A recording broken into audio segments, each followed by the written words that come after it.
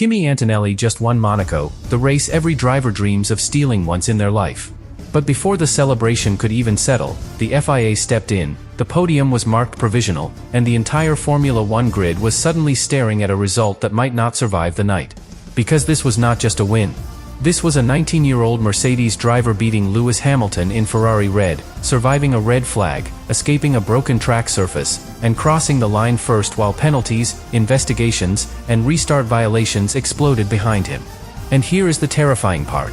Antonelli may have driven the cleanest race of anyone at Monaco, but his historic victory was still trapped inside one of the messiest FIA investigations of the season. A rookie podium could disappear. Cadillac's first Formula One point could vanish. A Ferrari dream collapsed at the final corner. And the one detail everyone missed may decide how this race is remembered forever. Subscribe to the channel. Monaco is the one race in Formula One where speed alone is never enough. You can have the fastest car, the strongest engine, the most confident team on the pit wall, and still lose everything because one wall is 1 inch too close, one tire is 1 degree too cold, or one decision comes 3 seconds too late. And that is what made Antonelli's weekend so dangerous from the beginning. He did not arrive in Monte Carlo as a normal contender. He arrived as the driver everyone was already watching. 19 years old, leading the championship, carrying Mercedes into a new era, and winning with the kind of confidence that makes rival teams stop smiling. He had already built a massive lead in the standings. He had already turned himself from a future star into the driver every other garage had to measure itself against. But Monaco does not care about momentum. Monaco does not care how many races you have won. Monaco does not care if the paddock thinks you are the next great Formula One phenomenon. The streets ask one question. Can you stay perfect when perfection becomes the only way out? That question followed Antonelli from the first practice laps. At first, the warning signs looked small. Almost too small to matter. A tiny pit lane speeding fine in practice. Just a fraction over the limit. The kind of detail most fans would forget before qualifying even begins. But that small fine was the first crack in the story. Because over the weekend, pit lane speed would become one of the hidden traps of the entire Grand Prix. Not just for Antonelli. For Russell. For Hamilton. For Alonso. For Gasly. For several drivers who discovered that in Monaco, even the slowest part of the track can destroy your race. It sounds strange, but that is the Monaco illusion. Everyone talks about the tunnel, the barriers, the swimming pool, the final corner, the impossible overtaking. But sometimes, the most dangerous place is the pit lane, where cars are crawling compared to race speed, yet the rules are sharper than anywhere else. Go too fast by almost nothing, and the penalty does not care how close it was. The limit is the limit. And this was the detail that quietly changed the atmosphere. Because when one driver makes a tiny mistake, it is a mistake. When several drivers start falling into the same trap, it becomes a pattern. And when that pattern happens at Monaco, during a race where track position is everything, every penalty becomes more than a punishment. It becomes a weapon against your own result. Antonelli still looked untouchable when qualifying arrived. His lap was not just fast. It was cold, precise, and fearless. A lap that put Mercedes on pole in Monaco for the first time since 2019. A lap that forced the entire grid to accept what had been building all season. This was not luck. This was not a teenager being carried by a strong car. This was a driver who could take the most punishing circuit in Formula One and make it bend to his rhythm. But right behind him, the threat was real. Max Verstappen was close enough to make the front row feel explosive. Lewis Hamilton was waiting in third, wearing Ferrari red at the one circuit where history always feels louder. Charles Leclerc was fourth, carrying the impossible weight of racing at home, in a city that loves him, but has hurt him again and again. So before the race even started, Monaco had created the perfect trap. A championship leader with everything to lose. A former world champion in Ferrari colors trying to turn emotion into victory. A Red Bull threat beside him. A local hero desperate to break the curse. And underneath it all, the FIA was already watching. That is the part people miss. This race did not become tense only after the checkered flag. It was tense from the moment the weekend began, because the season around Antonelli was already surrounded by questions. Mercedes had been under scrutiny earlier in the year. Rival teams had raised concerns about the performance of the W17 power unit. Nothing had been proven. No punishment had followed. Mercedes had denied wrongdoing. But Formula One suspicion does not disappear cleanly. It stays in the air. It follows the car through every sector. It turns every dominant lap into something people study twice. And that is why Antonelli's pole mattered so much. It was not only a sporting achievement. It was a statement dropped into a paddock that was already restless. If he lost Monaco, rivals could call him beatable. If he won Monaco, the pressure around Mercedes would only grow. And if the race became messy, if the FIA had to step in, if the final order became uncertain, then Antonelli's greatest win would not just be judged by what happened on the road. It would be judged by what happened after. That is the danger he was driving toward. Not just Hamilton behind him. Not just Verstappen beside him. Not just the walls waiting for one mistake.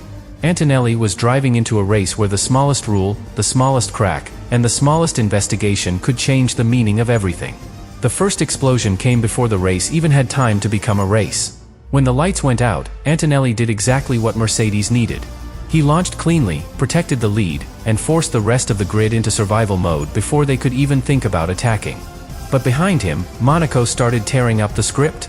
Max Verstappen, the driver most people expected to be Antonelli's biggest threat into the first corner, was suddenly gone. His Red Bull stalled almost immediately, and just like that, one of the most dangerous cars in the race disappeared from the fight. That should have made Antonelli's afternoon easier. It did not. Because when a threat vanishes in Monaco, the race does not become calm. It simply changes where the danger is hiding. Hamilton was still there. Leclerc was still there. Ferrari was still close enough to turn one mistake into a crisis.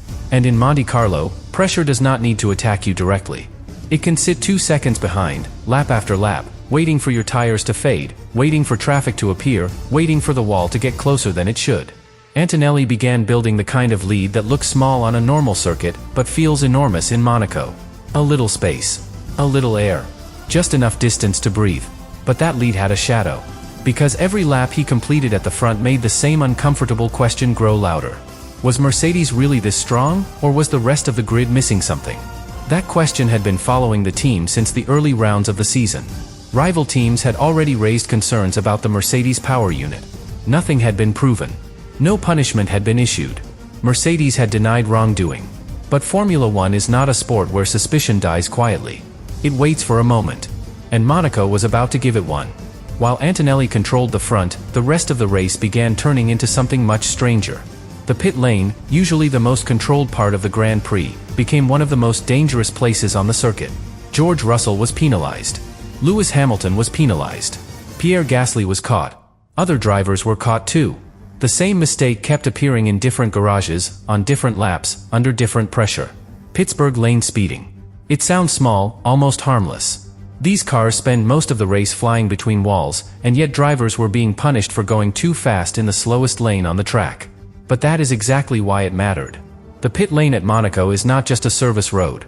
It is a narrow funnel where every second has value, every meter is measured, and every driver is trying to lose as little time as possible. The temptation is invisible, but it is always there. Brake a fraction later. Release the limiter a fraction too soon. Trust the system for one heartbeat too long. And suddenly, the race you were building begins to collapse. For Hamilton, the penalty was a wound, but not a fatal one. He remained in the fight, still chasing Antonelli, still carrying Ferrari's hopes at a circuit where every podium feels heavier than most victories elsewhere. For Russell, it became part of a much darker afternoon. His race did not fall apart all at once. It unraveled. One mistake led to one penalty. One penalty created another complication. The more he tried to recover, the more Monaco closed around him. And that contrast inside Mercedes was impossible to ignore. Antonelli at the front, calm and clean. Russell buried in trouble, fighting the rules as much as the cars. Same team. Same race. Completely different worlds. But the real shift was happening just behind the headline battle. Pierre Gasly was moving toward what looked like a massive result for Alpine. Isaac Hadjar was still alive in the podium conversation. Sergio Perez had Cadillac dreaming of its first Formula One point. Oscar Piastri was close enough to benefit if the race cracked open. And that is when Monaco became dangerous in a different way. Because the Grand Prix was no longer only about who had the fastest car. It was becoming a race about who could stay legal.